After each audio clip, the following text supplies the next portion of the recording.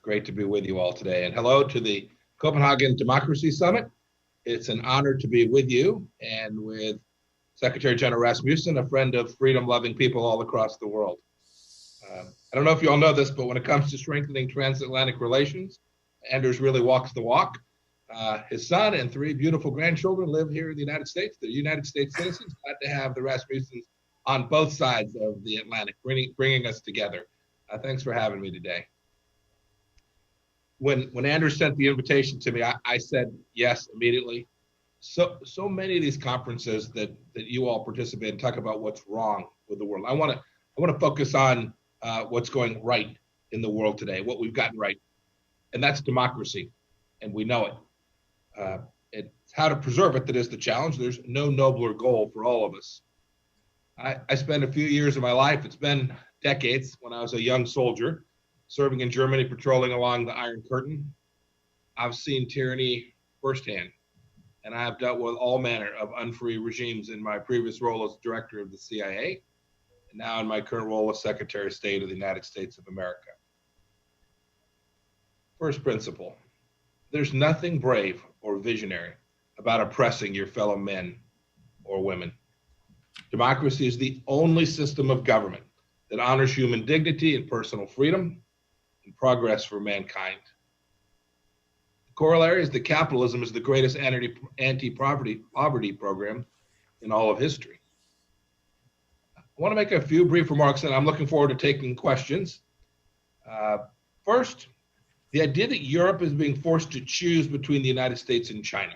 I want to talk about that at some length. Second, the belief that it's costless to compromise your values. Everywhere I go, I talk to my counterparts in audience like this about the reality of what we see in the world, especially in China. Done in Europe, done in the Arctic, done in Central Asia, done in Africa, done in the Pacific Islands.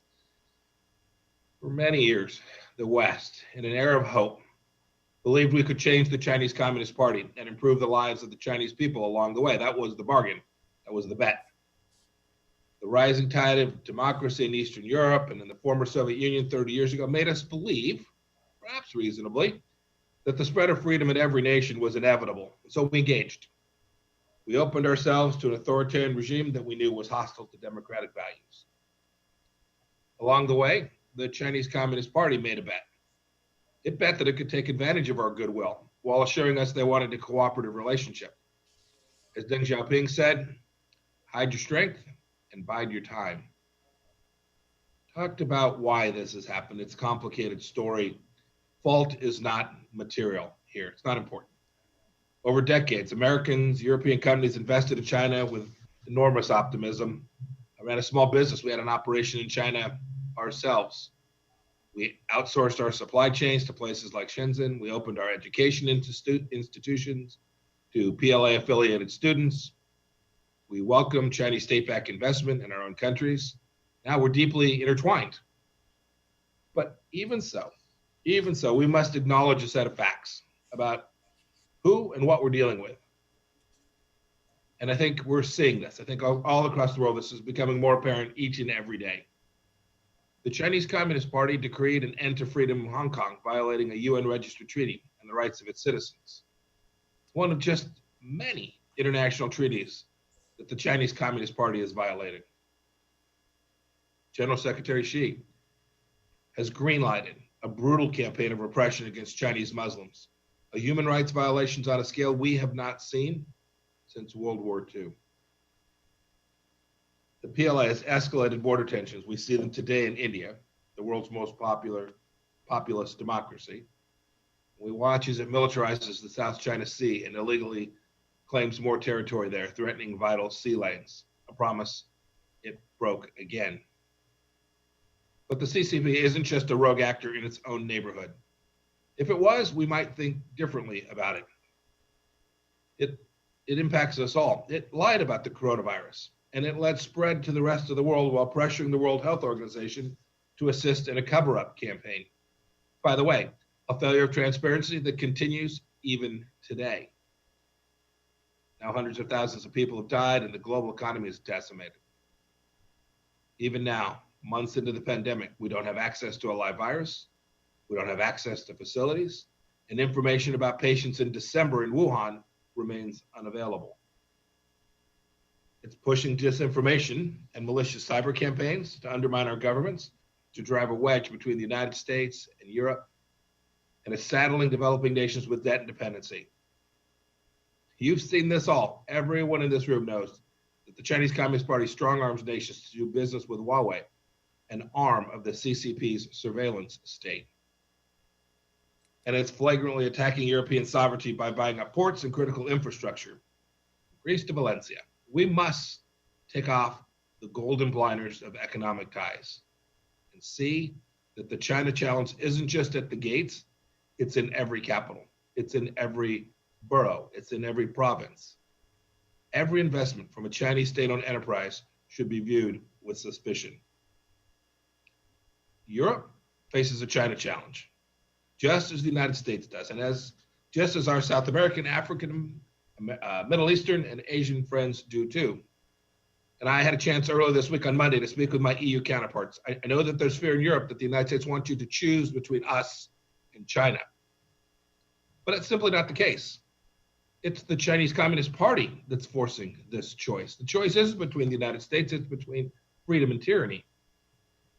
The party that wants to throw away the progress we in the free world have made through NATO and other institutions, both formal and informal institutions, and adopt a new set of rules and norms to accommodate them is in Beijing.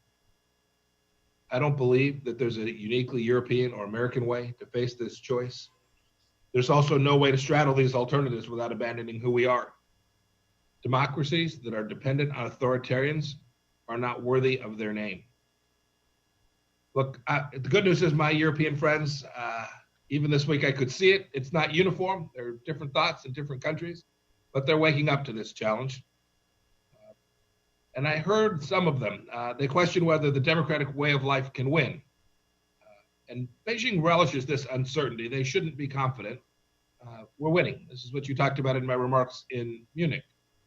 One CCP diplomat in France recently said, quote, "Some Westerners beginning to lose confidence in liberal democracy," quote, end of quote. And some Western countries have become psychologically weak. But democracy isn't fragile in the way the Chinese Communist Party believes it is. Democracy is strong. We defeated fascism. We won the Cold War. It's authoritarianism that is fragile.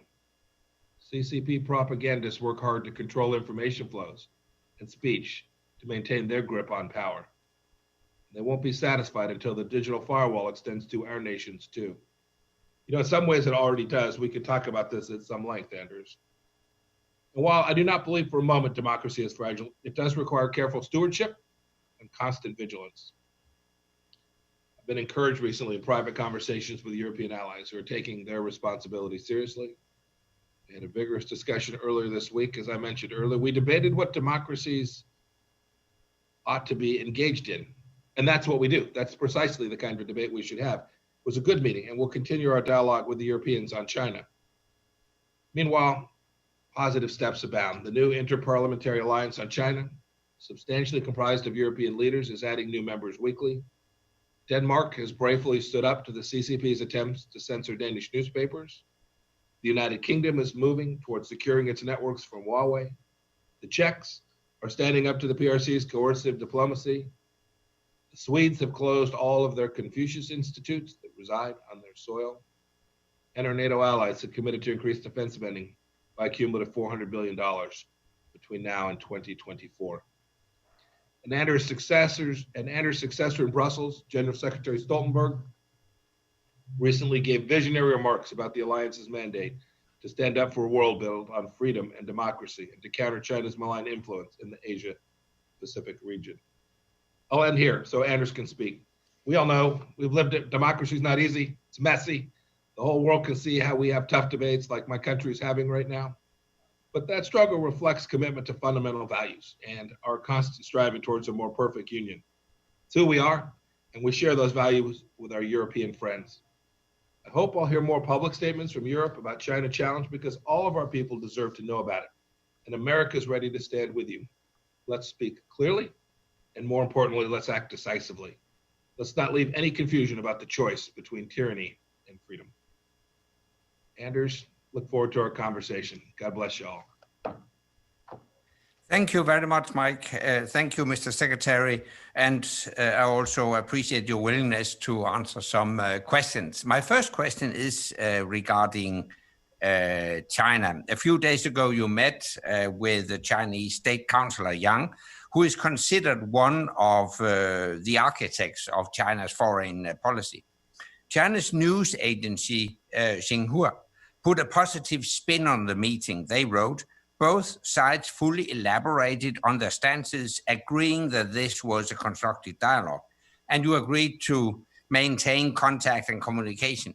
When I read texts like this, I might be thinking something is going on. So my question to you is, could it be that the United States and China secretly are preparing new initiatives to reduce tensions while publicly you are maintaining a tough stance? And one in the audience has asked a question on whether we could expect the US to take new initiatives vis-a-vis China. So Anders, it was a long overdue meeting. It was a long meeting. We met for some 6 hours or so. Each side staked out what I think for each was pretty familiar positions. As for me, I articulated that day just exactly what I articulated here this morning. America is engaging in a response to Chinese Communist Party and aggression in a way that America has not done for the past 20 years. It's not political. We've had Republican presidents, Democrat presidents who simply allowed China to have deeply non-reciprocal relationships, not just on trade, which of course is true, but we responded to their military use of military force by moving back. We responded to their use of diplomatic coercion by retreating. Donald Trump's not going to permit that, and we made that clear. You referenced statements. Those are statements. What I spent a good deal of my time speaking with Yang Jiechi about was the fundamental idea that we're just watching actions. It's no longer enough to listen to what the Chinese Communist Party is saying. We can see their actions. I ticked through a few of them. Hong Kong, Tibet, Xinjiang, what they're doing in India, what they've done in the economic zones along the Philippines, Malaysia, Indonesia, Vietnam, the coercion on Australia when they had the audacity to demand that there would be an investigation of how this virus got from Wuhan to Milan, how this virus got from Wuhan to Tehran, how this virus got from Wuhan to Oklahoma City, and to Belgium and to Spain, and decimating the global economy. Look, I was a very frank conversation. We still don't have the answers the medical professionals, epidemiologists need to take on this challenge. If the Chinese Communist Party can't rise to that, forget what they say. If they can't rise to that level, what every democratic nation would have done in response to a virus that began in our nation, we would have participated in a global response where we shared information openly, we learned together, and we resolved the problem set together. Instead, they did what authoritarian regimes do. They disappeared doctors, they squirreled information away, and they denied the world the access it needed to respond to this virus in a way that could have reduced a lot of risk and a lot of costs. That's the nature of the conversation that we had.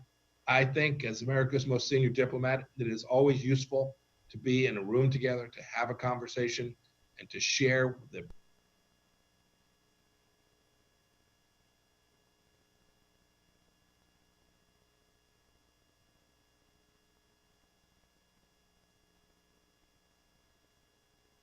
You indicated that the United States might consider to withdraw the special status for Hong Kong. Which measures could you imagine regarding trade, travel, currency exchange, etc.? Will Hong Kong be treated like all other Chinese cities? Well, it appears that that's China's intention. And when I hear my European counterparts say, well, we don't want to choose, I always remind them the other side gets to choose too. So when you ask, will Hong Kong be treated as any other Chinese city? It will be, to the extent that the Chinese choose to treat it that way. Look, I haven't seen what happened overnight. But the Chinese Communist Party appeared intent on passing a national security law that will deny significant amount of freedoms that the Chinese Communist Party had promised to the people of Hong Kong would last 50 years. There are a set of elections scheduled for September. We should all watch closely. That's not that far off now. We should all watch very closely where those elections are permitted to take place in a free and fair fashion. To the extent those elections are delayed, postponed, canceled, or somehow not treated in a way that is fair and open, I think that will tell us everything we need to know about the Chinese Communist Party's intentions with respect to freedom in Hong Kong. President Trump, as for our policy, President Trump's made very, very clear. To the extent that the Chinese Communist Party treats Hong Kong as it does Shenzhen and Shanghai, we will treat them the same. We have many agreements that are unique between the United States and Hong Kong, separate and different from those we have with Beijing. We will move away from every one of those. And then second, the president's made clear too, we have a responsibility to hold accountable those inside of China who failed to live up to those agreements as well. And so we are working our way through a decision-making process to determine who those decision makers were and what the appropriate mechanism is to hold them accountable. We don't want to harm the people of Hong Kong. They're the freedom-loving people that we aim to get the benefit of the bargain they made with the United Kingdom. But to the extent the Chinese Communist Party denies that, we're responsible to hold the relevant parties accountable. But what will happen if the security law leads to imprisonment of democracy activists, etc., in the autumn? What could you imagine to do? You know, Anders, I just don't want to get into particular decisions. I don't want to foreclose anything that the president may choose to do or not to do. We're still working our way through that process. Two things to think about, though. One is, what will the people of Hong Kong do? We've watched them. They've simply asked for the mainland Chinese to live up to the commitments that were made. We're on year 27 of a 50-year deal. You wouldn't take that. You signed up for a deal for 50 years. Somebody walks away at the halfway point, you'd not be happy. Year 23, I guess it is. So it'll be interesting to see how the people of Hong Kong respond. And frankly, the freedom-loving people in the mainland as well. They're watching too. Never forget that while we see a unitary face from the Chinese Communist Party, that 1.5 billion people also have ideas that are different and may well be watching how this transpires as well. I know the people of Taiwan are certainly watching how this transpires. And second, as for how the United States will respond, I want to leave open the range of possibilities. But the president has made clear, to the extent Hong Kong is treated by the Chinese Communist Party as just another piece of mainland China, there's no reason for the United States to treat them any differently as well. And we have a law that requires that as well. You also mentioned Taiwan. I think we agree that Taiwan is a beacon of democracy, a real contrast with mainland communist China. What more do you think we could do to defend the Taiwanese democracy? And shouldn't Taiwan be allowed, for instance, to join WHO and maybe other international organizations? So it's widely known how hard many countries, the United States amongst them, worked diligently to allow the Taiwanese government to participate at least as an observer as part of this most recent World Health Assembly. There's another scheduled for November. We think it both appropriate for them to do so, and perhaps even more importantly, very useful. They have a great deal of knowledge. They handled this coronavirus very, very well, and they have high-end technology, high-end pharmaceutical capabilities, high-end scientists. We think it would be very useful for them to be part of the conversation that surrounds how the world is going to respond to the continuing pandemic. As for how we deal with Taiwan, the United States has had a clear set of policies that extend back to, depending where you want to start the clock, back to the early 1990s is a reasonable place to start. President Trump has adhered to those commitments and will continue to do so. They're set up very clearly, and we will continue to abide by them. If I may, let's turn to Europe. The White House has announced an intention to reduce the US troop presence in Germany. May I ask you, will a possible reduction in Germany be compensated by an increase in the US presence in Eastern Europe, for instance, in Poland? So as for troop deployments and numbers, I will leave that to my colleague, Secretary Esper, to talk about. I try to maintain these boundaries. But as for U.S. policy, I can speak to that very clearly. I've been here as a Secretary of State now for just over 2 years. I've been part of the administration since the beginning. We set out back in early 2018, back in early 2017, in the spring of 2017, to evaluate the entire structure about how we engaged in the world. And that certainly has a component about troop stationing, where we will put people, how we will deploy them. It has two dimensions. One, their location, and second, a dimension of, should these be permanent bases? Are we better off in a more modern world to have rotational deployments where we can get the right equipment at the right time? We always think about soldiers on the ground. Much of modern conflict today involves things disconnected from, I was a tanker, I was an Army guy, I love that dearly. I wish the whole world just revolved around M1 tanks. It'd make me happy. But it doesn't. It now revolves around big air forces, big cyber capabilities, big capabilities that are in different pockets. We're trying to make sure we get all of this right. So it's no longer reasonable just to think about, hey, do we have 1,000 soldiers or 5,000 soldiers or 10,000 soldiers? But what's the threat that's posed to the United States of America and our friends and allies? And how is it that we collectively can best respond? So what you saw the president announce the other day was part of that review process. It is extensive. It extends not only to Europe, but throughout the Middle East. We're thinking, you've seen decisions the president has made there about how it is that we can do the right things to meet the challenges of the day. And then lastly, this very much connects up to the topic I spoke about today. Make no mistake about it. The United States does believe that it has a real responsibility to ensure that we have the capability and the capacity to challenge any threat that the Chinese Communist Party should make militarily to the United States of America. So we are constantly thinking about how we engage diplomatically, economic, and militarily to meet that challenge. So as the president thinks about Europe and the Middle East and our soldiers that are stationed in Africa, we are ever mindful that a free and open Indo-Pacific matters to all of us, including to Europe. And we want to make sure that we have allocated resources appropriately to address those concerns. I've got a question from the audience. I read it. Do you understand if European friends and allies see a threat to democracy generates from the US due to a slow and dangerous breakdown of state institutions and democratic principles? No. That's a clear answer. No, look,